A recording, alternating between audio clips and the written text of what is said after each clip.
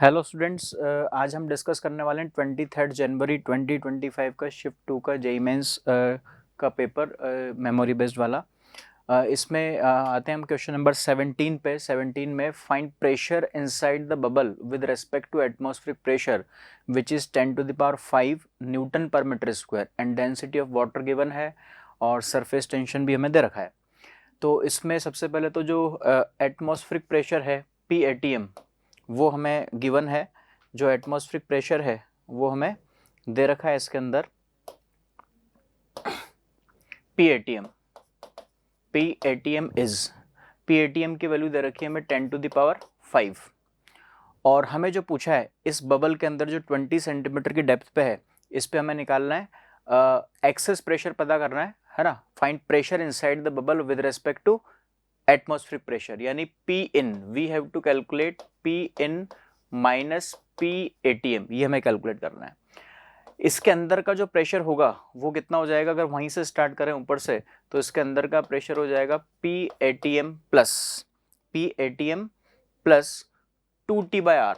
Air bubble के अंदर जो एक्सेस प्रेशर होता है 2T/R। तो PATM plus 2T/R plus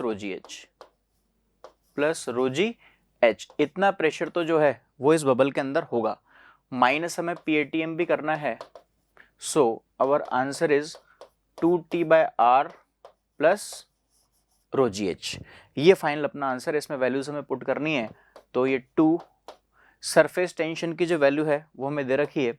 surface tension is 2 into what is surface tension 72 into 10 to the power -3 upon radius जो है बबल की जो रेडियस है वो हमें गिवन है इसके अंदर। यहाँ पे ये जो R दे रखा है ये capital R 2T/R plus rho g H में रो की जो वैल्यू है वो हम पुट कर सकते हैं 10 टू द पावर -3 kg पर सेंटीमीटर क्यूब में है तो इसको हमें कन्वर्ट करना पड़ेगा। तो ये 10 की पावर +3 हो जाएगा।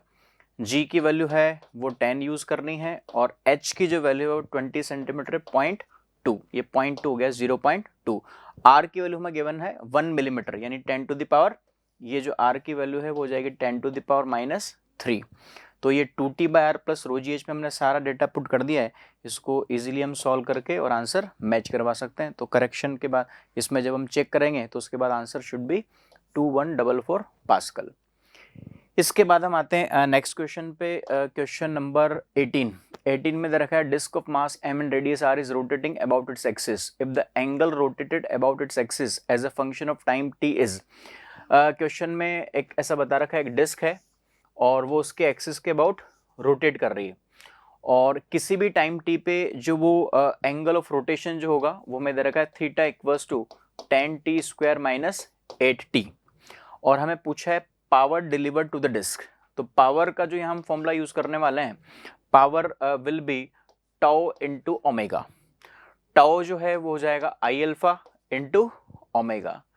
आई moment of inertia mr²/2। Alpha की वैल्यू हम लिख सकते हैं, इसको डबल डिफरेंशिएट करना पड़ेगा d² θ/dt² and omega is dθ/dt। इन सब की वैल्यूज हम पुट कर देंगे। मास m है, रेडियस r ही है अपॉन 2। इसको डिफरेंशिएट करते हैं यहाँ पे दो बार, एक बार डिफरेंशिएट करेंगे तो यहाँ पुट कर देते हैं, ये हो जाएगा 20t - 8। फिर एक और बार इसको डिफरेंशिएट करेंगे तो ये 20 आ जाएगा। ओके, फाइनली तो answer will be 10 mr² 20t - 8। अब इसने जिस टाइम पे पूछा है पावर डिलीवर्ड वो time t equal to 2 second है, तो यहाँ पे टाइम t की जगह 2 सेकेंड पुट करेंगे तो 10 mr² इंटू जैसे t की जगह यहाँ पे हम पुट करेंगे 2 तो 40 - 8 यानी 32। So answer is 320 mr² and 320 mr² जो है वो ऑप्शन नंबर 2 इज करेक्ट।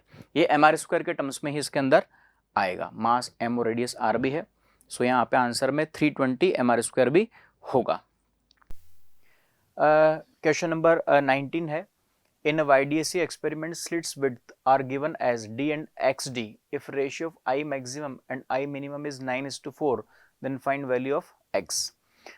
तो इसके अंदर हमें सबसे पहले तो हमें पता है कि जो इंटेंसिटी होती है लाइट की, वो जो विड्थ होती है YDAC एक्सपेरिमेंट में स्लिट्स की, उसके डायरेक्टली प्रोपोर्शनल टू होती है। तो यहाँ पे अगर हम I2 अपॉन I1 कैलकुलेट करेंगे तो ये XD अपॉन X यानी X के बराबर आएगा, यानी I2 बाई I1 की वैल्यू X आ गई है। नाउ हमें I maximum and I minimum दोनों का जो रेशियो है वो दे रखा है 9/4। इसी को यूज करते हैं। फॉर्मूला होता है इनका √I1 प्लस √I2 का whole square upon √I1 minus √I2 का whole square. This can be written as 1 plus √I2 by I1 upon 1 minus √I2 by I1 का whole square. I2 by I1 के लिए वहां से उठा के पुट करेंगे, so this is 1 plus √x का whole square upon 1 minus √x का होल स्क्वायर। ये जो पूरा रेशियो है वो 9/4 के बराबर है। तो इसको हम आगे बढ़ाएं तो this is 1 plus √x upon 1 minus √x equals to 3/2 √x, sorry, ये हो जाएगा 2 plus 2 √x equals to 3 minus 3 √x, यानी हो जाएगा 5 √x equals to 1। So √x की वैल्यू आ गई है 1/√x की वैल्यू 1/5। सो x इज 1/25, यानी जो x की वैल्यू उसने पूछी है वो है 1/25। 1/25 means first option is correct. Question number 20। Question number 20 है the temperature of a body of mass m and specific heat capacity s is raised slowly from T1 to T2। The change in entropy of the system. Change in entropy पूछा है तो हमें पता है relation ds equals to होता है dq by t. ds equals to dq by t, बस इसी का हमें यूज करना है। dq equals to ms dt और ये अपॉन t। दोनों तरफ जब इंटीग्रेशन करेंगे, integration ds will be ms integration dt upon t। Limit put कर देंगे, limit from T1 to T2।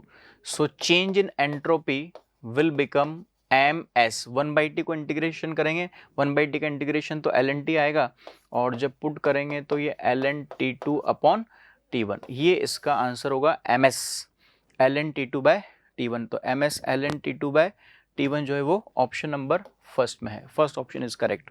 Next question पे आते हैं। Question number 21 match the following वाला क्वेश्चन है। इसमें मैच करना है हमें डायमेंशंस को with physical quantities. Magnetic permeability, torsional constant, magnetic field and magnetic moment. एक एक को चेक करते हैं। देखो, सबसे पहले मैग्नेटिक मोमेंट जो है उसको चेक करते हैं। तो मैग्नेटिक मोमेंट जो होता है वो होता है आई इंटू एरिया।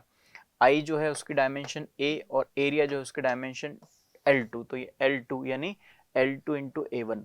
तो ये जो ऑप्शन नंबर डी है ये इस क्यू से मैच होगा। तो डी से क्यू 3 में मैच हो रहा है। मैग्नेट टॉर्शनल कांस्टेंट देख लेते हैं पहले। टॉर्शनल कांस्टेंट जो है वो T equals to C theta से आएगा।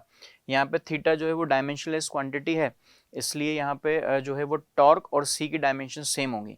यानी जो सी की डायमेंशंस हैं वो टॉर्क की डायमेंशंस के जैसी होंगी, और वो होती है ML2 T-2। तो ये ML2 T-2 R में मैच हो रहा है, यानी जो B है वो R से मैच होगा। ये B R से मैच इसमें हो रहा है और एक इसके अंदर हो रहा है। तो जो टॉर्शनल कांस्टेंट है इसको R से मैच करवा देंगे। मैग्नेटिक फील्ड जो है उसकी अगर डायमेंशन निकालनी है तो F इक्वल्स टू ILB इस फॉर्मूले का यूज किया जा सकता है। तो यहाँ पे जो B की डायमेंशंस होंगी वो फोर्स अपॉन IL। फोर्स की डायमेंशन होती है ML T-2। करंट की डायमेंशंस जो है वो A है और ये L है, L कट जाएगा तो ये M A की पावर -1 T की पावर -2। तो M A की पावर -1 T की पावर -2, यानी ये जो है अपने पास P से मैच हो रहा है, और P से मैच करना है इसको C P से मैच हो रहा है, यानी ये हो गया है।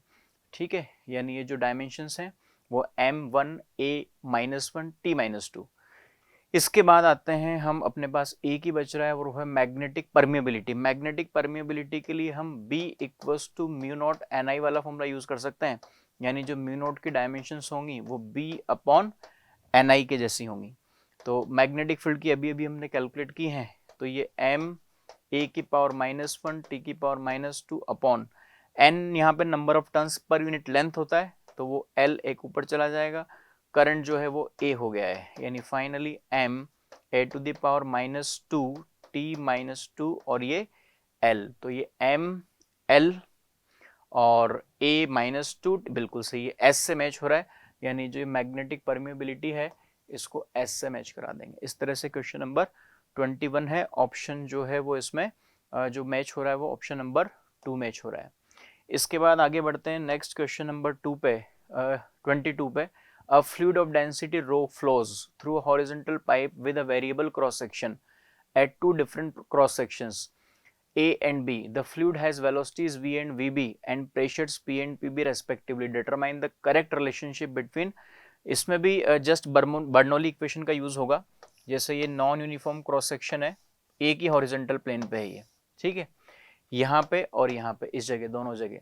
सपोज ये A है, यहाँ का प्रेशर PA है, यहाँ का प्रेशर PB है, यहाँ की जो वेलोसिटी है वो VA है और यहाँ की वेलोसिटी जो है वो VB। अगर यहाँ बर्नौली इक्वेशन लगाएंगे सेम हॉरिजॉन्टल प्लेन में, बीच वाली जो टर्म होती है रोजी उसको लिखने की जरूरत नहीं, उसको जीरो ले लेते हैं, रेफरेंस लेवल इसी को जीरो ले लेते हैं।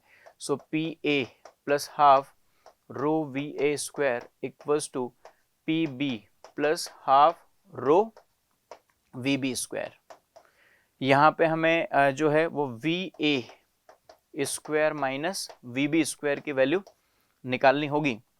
तो जब इसको इस तरफ लाएंगे तो ये रो बाई 2 और इक्वल्स टू ये आ जाएगा PB माइनस PA। तो फाइनली जो VA square minus VB square होगा ये हो जाएगा 2VB minus 2PB minus PA, ये हो जाएगा 2PB माइनस PA और अपॉन ये रो। तो 2 times PB minus PA upon rho, 2 times PB minus P upon rho, option number third. तो ऑप्शन नंबर थर्ड इसका करेक्ट होगा। ये भी आसान सा सवाल था, इसमें जस्ट बर्नौली इक्वेशन का यूज करना है। इसके बाद आगे बढ़ते हैं नेक्स्ट क्वेश्चन नंबर 23 पे। 23 में है find the rate of change of voltage dV by dt। एक कैपेसिटर दे रखा है, उसके अक्रॉस जो वोल्टेज है उसका रेट ऑफ चेंज चाहिए हमें। तो इसमें हम निकाल सकते हैं इसमें इजीली, जो करंट है वो दे रखी है, I होता है dq by dt, d by dt of, और जो q होता है वो होता है cv, ठीक है। तो ये I इक्वल्स टू, इसमें से c को बाहर निकाल लेंगे, ये आ जाएगा dv बाई dt।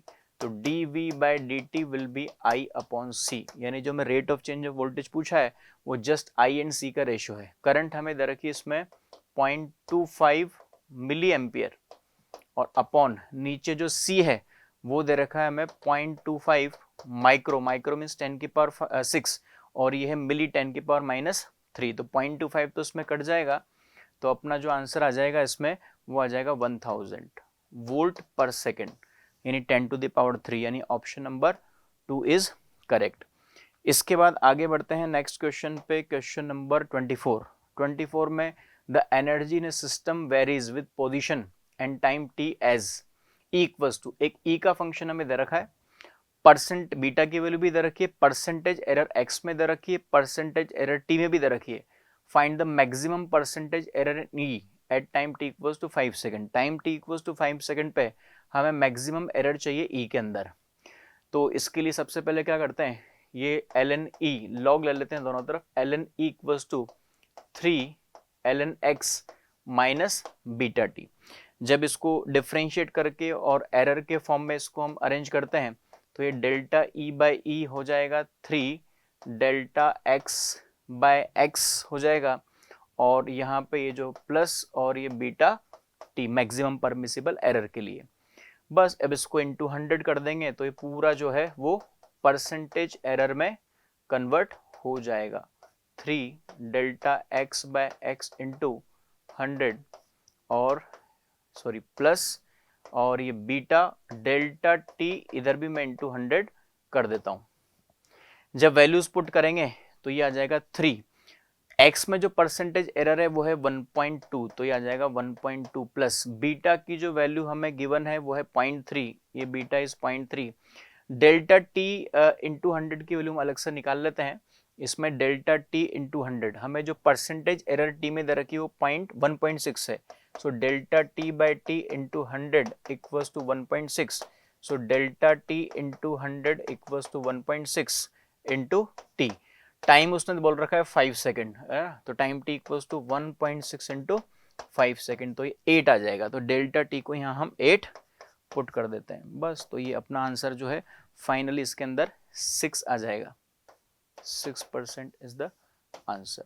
ये हो गया अपना ऑप्शन नंबर जो है वो थर्ड ऑप्शन इज करेक्ट।